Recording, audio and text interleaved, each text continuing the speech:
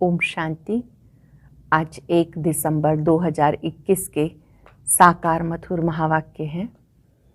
आज दिसंबर मास के चार्ट में हम अपने लिए स्वयं एकांत में बैठकर अपनी चेकिंग करेंगे।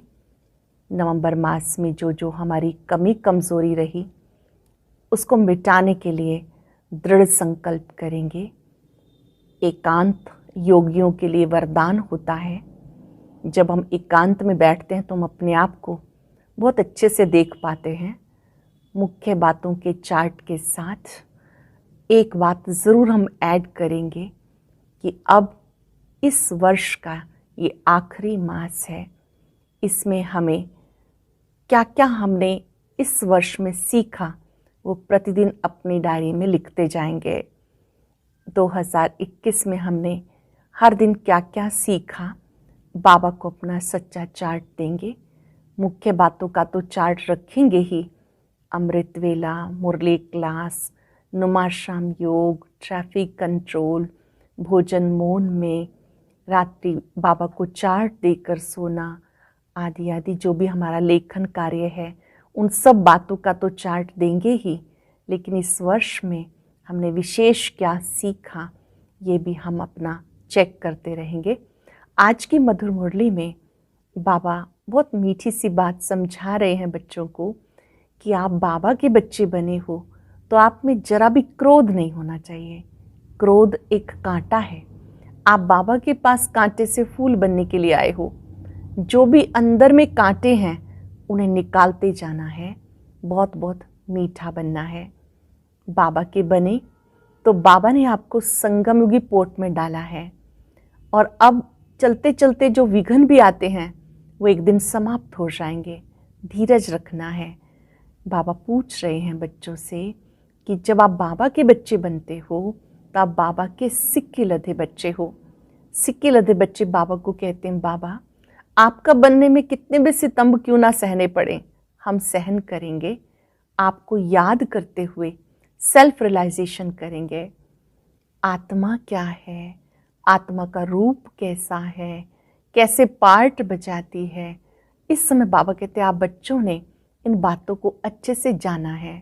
छोटी सी बिंदी आत्मा में 84 जन्मों का पार्ट है और बाबा भी नाम रूप से न्यारा नहीं, लेकिन बाबा आकर ब्रह्मा तन से ज्ञान देते हैं। अपने गुण और कर्तव्य के हिसाब से उनके बहुत सारे भक्ति में नाम रख दिए। बाबा ने कहा कि तुम बच्चों ने इस समय आत्मा को रियलाइज़ किया है। जब देवीमान में होते हैं तो धारणा बहुत कम होती है या नहीं होती है। धारणा कम क्यों होती है उसका भी अर्थ बाबा ने बताया कि अब राजधानी बन रही है। बाबा देखते हैं कि मेरे बच्चे कौन कौन से गुलाब के फूल हैं, कौन मोतिये के फूल हैं, कौन रतन ज्योत हैं और कोई अक के फूल भी हैं। जब प्रदर्शनी होती है तो अच्छे अच्छे फूलों के लिए सब मांगनी करते हैं, अर्थात जो अच्छे से समझा सकते हैं उन्हें याद किया जाता है। बाबा ने कहा याद की यात्रा से अंदर जो भी कांटे हैं उन्हें निकालते जाओ। चाहे लोभ मोह का कांटा हो, चाहे क्रोध का हो, अंदर से कांटे तब निकलते हैं जब बाबा को प्यार से याद करते हैं। आज चलते फिरते याद रखेंगे मैं बाबा का खुशबूदार फूल हूँ, मुझे शांत रहना है। अब सुनते हैं मुरली विस्तार से। बाबा कहते हैं मीठे बच्चे, क्रोध बहुत बड़ा कांटा है। इससे बहुतों को दुख मिलता है। इसलिए इस कांटे को निकाल सच्चे सच्चे फूल बनो। क्रोध बहुत बड़ा कांटा है। इससे बहुतों को दुख मिलता है। इसलिए इस कांटे को निकाल सच्चे सच्चे फूल बनो। कृष्ण कांटे से फूल बनने वाले बच्चों को बाप कौन सी आदत देते हैं, कौन सा धैर्य देते हैं, कौन सा धैर्य देते हैं? बच्चे, अभी तक कांटे से फूल बनने में जो माया विघन डालती है ये विघन एक दिन खत्म हो जाएंगे। तुम सब स्वर्ग में चले जाएंगे। ये कलयुगी कांटे खत्म हो जाएंगे। बाबा ने तुम्हें संगम युगी पॉट में डाला है। माया भले मुरझा देती है लेकिन ज्ञान का बीज अविनाशी है। ये बीज विनाश नहीं हो सकता। ज्ञान का बीज अविनाशी है, ये बीज विनाश नहीं हो सकता। गीता न वो हमसे जुदा होंगे। ओम शांति। शिव बाबा ब्रह्मा तन से मीठे मीठे सिक्की हृदय रूहानी बच्चों प्रति गुह्य राज व ज्ञान समझा रहे हैं। एक तो बच्चों ने गीत सुना, बाबा हम आपके ऊपर बलि चढ़ेंगे, भले कितने भी सितम सहन करने पड़े। सितम क्यों होते हैं? क्योंकि मनुष्यों को जहर विकार नहीं मिलता। ये तो बच्चे जानते। हम ना आत्मा को ना परमात्मा को जानते थे, ना अपने आप को ना बाप को जानते थे। इसलिए जैसे जानवर बुद्धि थे, लौकिक संबंध में तो अपने को जानते हैं, बाप को भी जानते हैं। इस समय के मनुष्य अपने को, पारलौकिक बाप को बिल्कुल भी नहीं जानते। इस समय के मनुष्य अपने आप को, पारलौकिक बाप को बिल्कुल नहीं जानते। कह देते परमात्मा का कोई नाम रूप देश काल है ही नहीं, तो फिर आत्मा का भी नहीं होना चाहिए। आत्मा को भी वो लोग जानते ही नहीं। कह देते आत्मा सो परमात्मा। अब तुमने जाना, वो तो सिर्फ नाम मात्र कह देते। आत्मा और जीव है। आत्मा अविनाशी है, जीव विनाशी है। अच्छा, आत्मा क्या चीज है? उसका रूप रंग क्या है?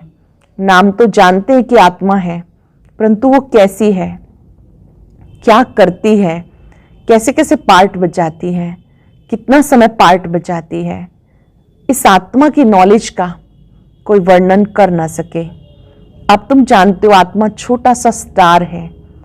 आत्मा में ही सारा 84 जन्मों का पार्ट अविनाशी नूंधा हुआ है। शंकराचार्य की आत्मा भी अपना पार्ट बजा रही है। ये कोई भी नहीं जानते आत्मा कैसे सतो प्रधान फिर सतो रजो तमो में आती है। सिर्फ कह देते हैं भ्रिकुटी के बीच में चमकता अजब सितारा, बस और कुछ नहीं जानते। आत्मा को नहीं जाना, गोया परमात्मा को नहीं जाना। इस समय यह कांटों का जंगल, सब कांटे हैं। ना रचयिता परम पिता परमात्मा को जानते, ना रचना के आदि मध्यंत को जानते। तुम बच्चे आत्मा और परमात्मा को जानते हो, सो भी नंबरवार पुरुषार्थ अनुसार।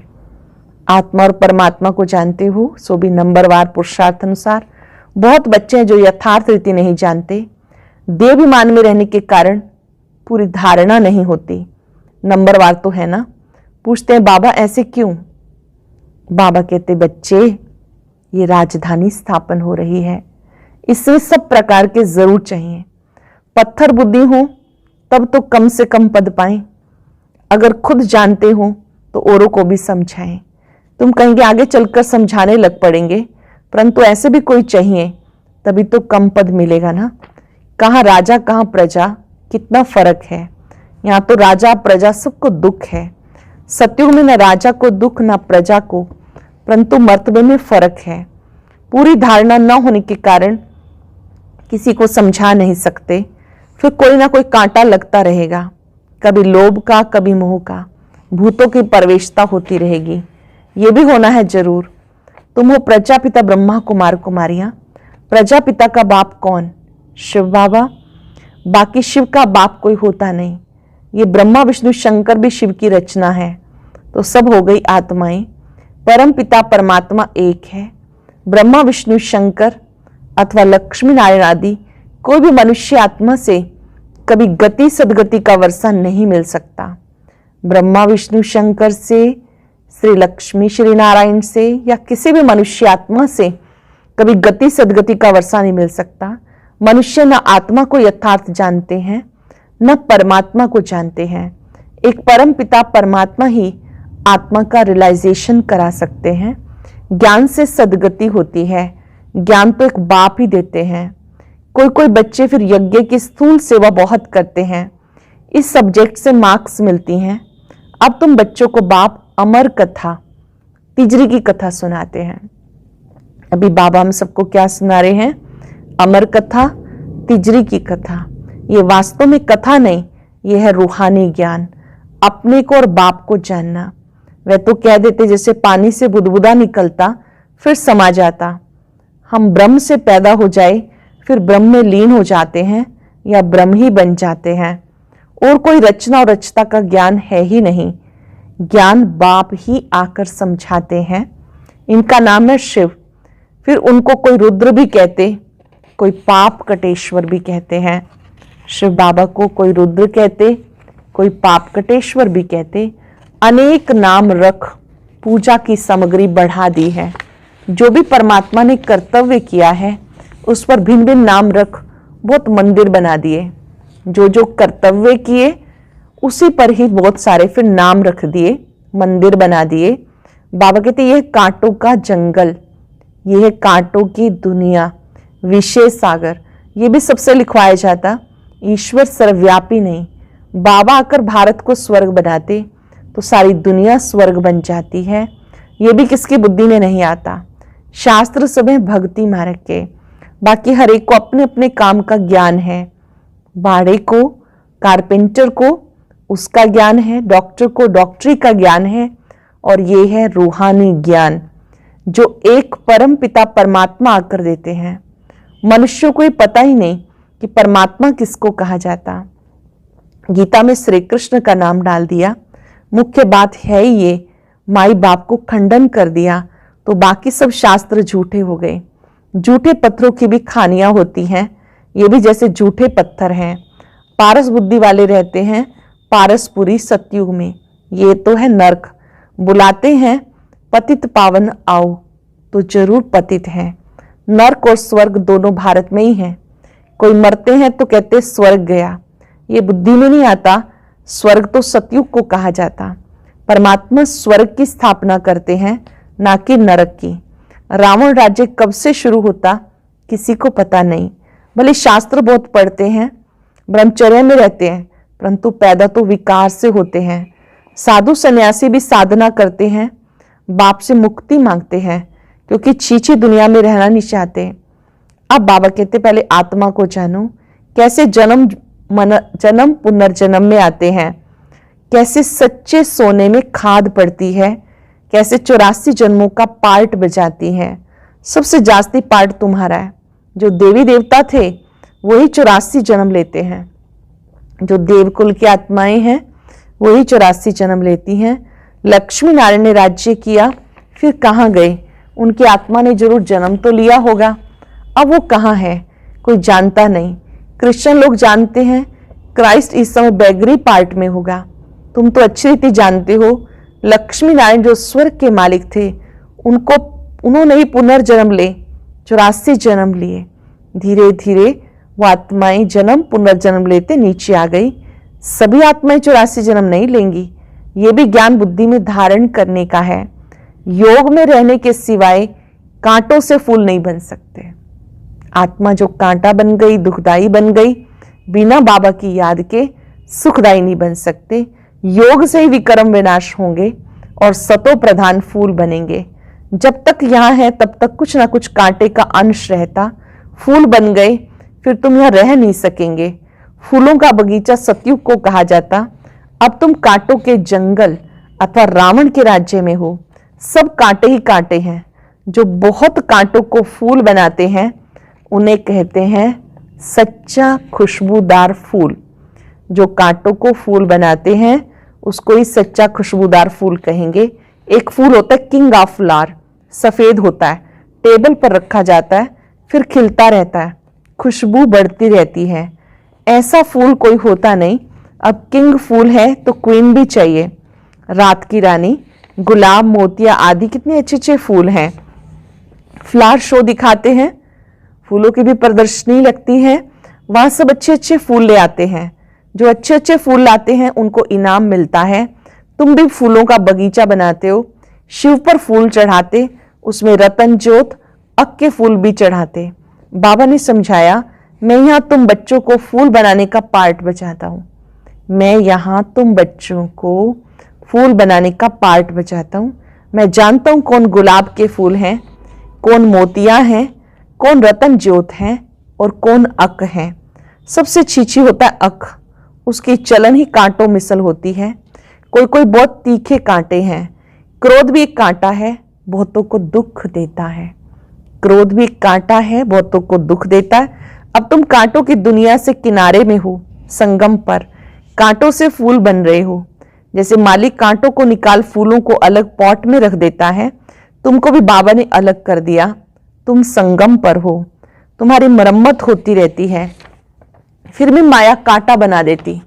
फिर भी एक बार हमारा बन गया तो ये माया के विघ्न भी एक दिन खत्म हो जाएंगे।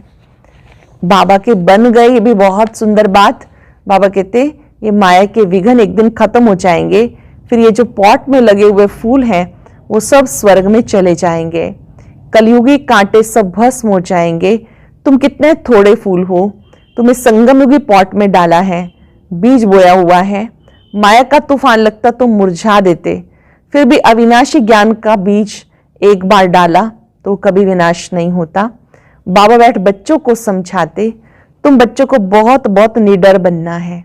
बाबा कहते लिख दो कि हर 5000 वर्ष के बाद मेला प्रदर्शनी हम इस संगम पर दिखाने आए हैं। ये तो लिखना है, यह लड़ाई 5000 वर्ष के बाद लगती है। पुरानी दुनिया को नया बनाना या नरकवासी को स्वर्गवासी बनाना। बाबा डायरेक्शन तो बहुत देते हैं, युक्तियां बहुत सहज बताते। बाप को याद करो और स्वर्ग की बादशाही लो। युक्तियां बताते, बाप को याद करो, स्वर्ग की बादशाही लो। मनुष्य तो पानी में टुबका मारते रहते, सो भी सागर में जाए ना। नदियां सागर से निकली हैं, नदियों का बाप सागर है ना, वहां जाके स्नान करो। परंतु वो खारा है, इसलिए मीठी नदियों में स्नान करते। अब तुम हो ज्ञान सागर के बच्चे। ज्ञान सागर पतित पावन बाप है, तुम उनके बच्चे हो। जो जास्ती सर्विस करेंगे समझा जाएगा ये अच्छा फूल है। जो ज्यादा सेवा करेंगे समझा जाएगा ये अच्छा फूल है। प्रदर्शनी में भी घड़ी घड़ी अच्छे फूलों को बुलाते, समझते फलाने हमसे होशियार हैं, परंतु होशियार का फिर रिगार्ड भी रखना चाहिए। बाबा हमेशा समझाते, कभी क्रोध नहीं करो, प्यार से समझाओ। क्रोध कोई करता है, बाबा समझते हैं इसमें कड़ा भूत है। अगर कोई क्रोध करता है तो बाबा समझते हैं इसमें कड़ा भूत है। माँ बाप पर भी क्रोध करने में देरी नहीं करते और ही दुर्गति को पालेंगे। गरीब निवास कभी गरीबों पर क्रोध करेंगे क्या? गरीब निवास बाबा आया है गरीबों को साहूकार बनाने। यहाँ जो पदमपति हैं दूसरे जन्म में नौकर चाकर बनेंगे। यहाँ जो पदमपति हैं वो दूसरे जन्म में नौकर चाकर बनेंगे। गरीब जो अच्छी रीति पढ़ेंगे वो जाकर राजा रानी बनेंगे। ऐसे भी सेंटर्स पर आते हैं जो ईश्वरीय सेवा में कुछ नहीं देते, उनको पता ही नहीं थोड़ा भी बीज बोने से हमारा भविष्य कितना ऊंच बनेगा। सुदामा का मिसाल है ना, ईश्वर अर्थ दान करते, समझते दूसरे जन्म में फल मिलेगा। बाबा लिख देते, बच्चे तुम्हें एक ईंट के बदले महल मिल जाएंगे। यहाँ कोड़ियां देते हो वहां हीरे बन जाते हैं। यहाँ कोड़ियां देते हो हीरे बन जाते हैं, इसलिए चावल मुट्ठी का गायन है। गुरु नानक के ठिकाने पे जाते हैं, कुछ ना कुछ रखते जरूर हैं, परंतु यहाँ तो बाप दाता है, शिव बाबा स्वयं दाता है। अच्छा, मीठे मीठे सिक्के लगे बच्चों प्रति माता पिता बाप दादा का याद प्यार। Good morning. रूहानी बाप की रूहानी बच्चों को नमस्ते, रूहानी बच्चों की रूहानी बाप दादा को नमस्ते। Good morning. शुक्रिया बाबा, शुक्रिया। धारणा के लिए सार। आज की मुरली की मुख्य बातें, बहुत बहुत निडर बन, कांटों को फूल बनाने की सेवा करनी है। सब में अविनाशी बीज बोते रहना है। क्रोध का बहुत बड़ा कांटा है, उसे छोड़ बहुत बहुत प्यारा बनना है। प्यार से सर्विस करनी है, सर्विसेबल का रिगार्ड रखना है। जो भी सर्विसेबल बच्चे हैं उनका रिगार्ड रखना है। आज का वरदान, सर्व के गुण देखने व संतुष्ट करने की उत्कंठा द्वारा सदा एकरस उत्साह में रहने वाले गुण मूर्त भव। सर्व के गुण देखने व संतुष्ट करने की उत्कंठा द्वारा सदा एकरस उत्साह में रहने वाले गुण मूर्त भव। सदा एकरस उमंग उत्साह में रहने के लिए जो भी संबंध में आते हैं उन्हें संतुष्ट करने की उत्कंठा हो। जिसको भी देखो उससे हर समय गुण उठाते रहो। सर्व के गुणों का बल मिलने से उत्साह सदा काल के लिए रहेगा। सर्व के गुणों का बल मिलने से उत्साह सदा काल के लिए रहेगा। उत्साह कम तब होता है जब औरों के भिन्न भिन्न स्वरूप, भिन्न भिन्न बातें देखते और सुनते हो। उत्साह कब कम होता है? जब औरों के भिन्न भिन्न स्वरूप, भिन्न भिन्न बातें देखते हो, सुनते हो। लेकिन गुण देखने की उत्कंठा हो तो एकरस उत्साह रहेगा और सर्व के गुण देखने से स्वयं भी गुणमूर्त बन जाएंगे।